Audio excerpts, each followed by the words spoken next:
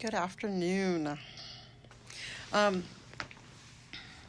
Came in here today because I wanted to talk about overcoming adversities.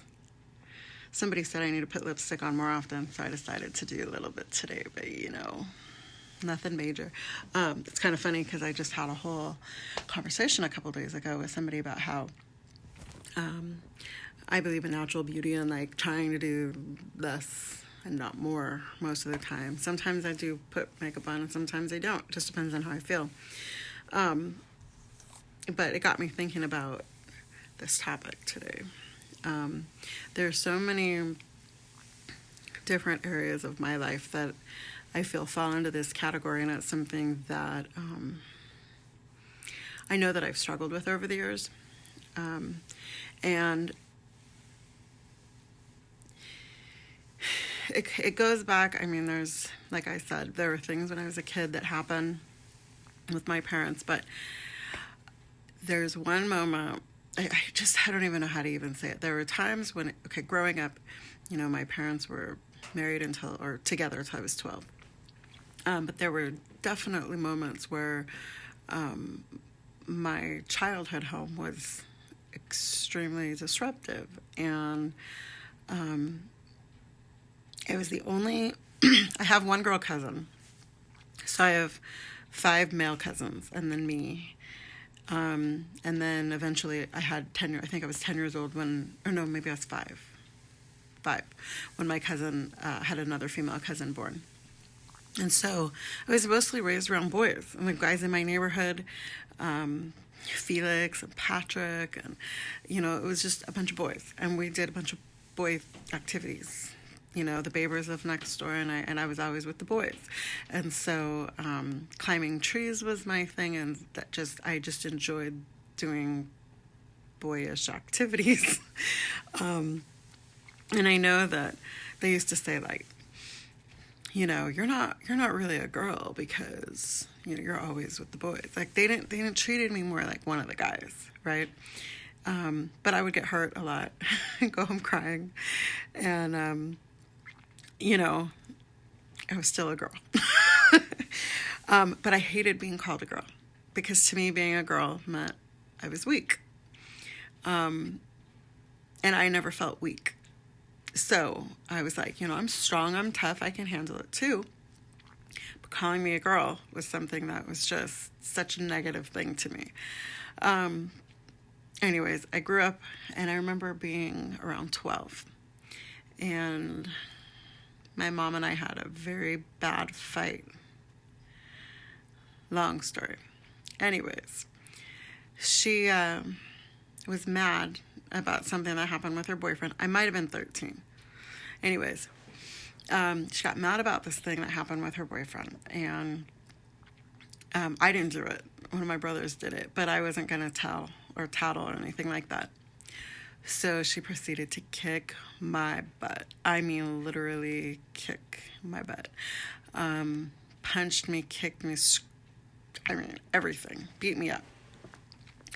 And, I'm hiding under pillows and blankets and trying to fight. And she's breaking everything in my room. I'm like, my boombox went flying. Phone janked out of the wall. Everything got broken.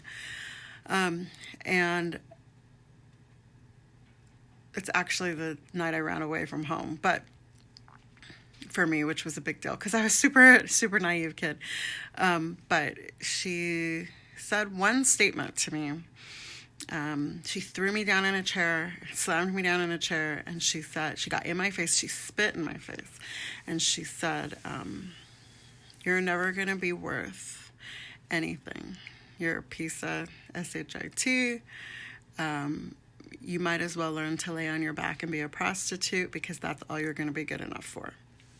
And I remember how pivotal those words were to me. And at the time, I didn't understand what those words meant completely. I was a good girl. I was a virgin. But I need to learn how to lay on my back. And I was like, what does that mean? Like, I hate you. And, I was all mad. And I left and ended up going to my grandma's house. And that's actually how I moved into my grandma's house, for those that wondered. But words have weight, especially when you adopt them into your life. They have weight. And I don't think I realized at the time that I was adopting her words or taking them on, because I was fuming pissed that she even said anything like that to me, because I was like, who talks to their kids like that? Who does that? So fast forward, I guess I know that I didn't have value. I didn't value myself. I didn't know how to value myself, because there was, all I knew that I was good enough for was to learn to lay on my back. And so I didn't carry a lot of value in who I was. I got to, 18, and it was like, I guess I'm just good enough to get married and have kids, and that's going to be my life, right? But somewhere deep down, there was always this gumption or this idea that I was better than that. I'm better than this. It's not that I'm like better than the next person, but I'm better than this circumstance, or I should be doing better than this particular environment, whatever. I've been in some pretty sketchy places. But there is a level of definite lack of self-worth based on words that I had adopted by what other people had said, like a self-fulfilling prophecy, I guess. I just adopted what other people said about me and took it to heart and became that person, the person that I despised, the person that I didn't want to be. I remember my ex-husband making a statement that I would never be good enough for any other man, that no other man would ever want me, and that I would always be his, that I would never, ever, no man would ever want you, like I'm the only man that wants you, basically. And I remember being like, I'm not good enough for anybody else. I can't leave this marriage. I'm stuck, trapped, held in bondage in this particular situation, because I didn't feel that I had any worth, that I had any value, that I was capable of moving forward. And so when you don't really have value and you don't really know that you have worth, you just kind of flail through life, and whatever situations happen, they happen. And you just fall into the next situation and the next situation and the next situation until you wake up one day and go, how did I get here? Right? I remember when I met my daughter's father. And he had so much value in me. He valued me. He saw something in me and spoke to that. And he would say, come on, T, you're better than that. Like, you're better than that. And I didn't always believe when he would push me or pull me. I was like, what does he want with me? Like, I'm not good enough for him. I'm, a piece of crap. And he's this great, wonderful guy. And it took a lot of years for me to come up to the level that he saw in me. A lot of years. And unfortunately, when I realized my value, he was gone. And I had to learn to see the value in myself. And so that's something that I personally had to walk through, where I've adopted things that other people have said, or become what people have said I would become based on what they thought or said. I never, like I said, I never felt smart. I never felt like I was capable of getting any degrees. I never felt that I would ever I didn't finish high school, you guys. Like, I'm a high school dropout. That's huge. I was a 17-year-old. I was married, but I was a pregnant mom at 17. And my husband and I separated right after my son was born. And so I was a single mom. I am a single mom still. I've raised my kids alone for the majority of their lives. And it's been, quite a feat. There are definite days when you are told, this is the best it's going to get. You might as well just accept it for what it is. But I don't believe that. I've learned to reframe what people have said about me and reshape it into what God, I feel that what I believe God is saying who I am, I have to go back to who God says that I am and say, no, that's not me. That's not the identity that God has for me. And so because that's not the identity that God has for me, I got to dig deeper, press harder, and find the next goal. I don't allow other people's ideas or ideals about me to dictate who I am in any way, shape, or form. I will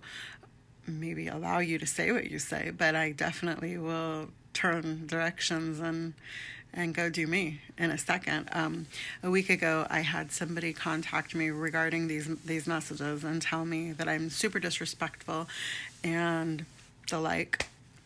And I at the moment, I'm like, I didn't say anything bad. And I was so hung up on the fact that I didn't say anything bad about that situation. So why would they come at me like that when I've never been anything but respectful to them? And then it dawned on me that it's not about me. It isn't about me at all. That's about them. That's about how they feel in their own personal world. And if they heard me say something, that's something that they have to check in themselves. The same way that I've had to grow up and grow worth and gain worth for myself. I've had to dig deep. I've had to press in with God and say, who do you say that I am? And what is it that you have for me in this world? What purpose do you have for me? Where are you calling me to? What ideas do you want for my life? Because I want what God wants. I've learned long enough. I've lived a crazy life. I've lived all kinds of ways. And I've learned that way is the easiest way. It's the most natural way. It's the most peaceful way.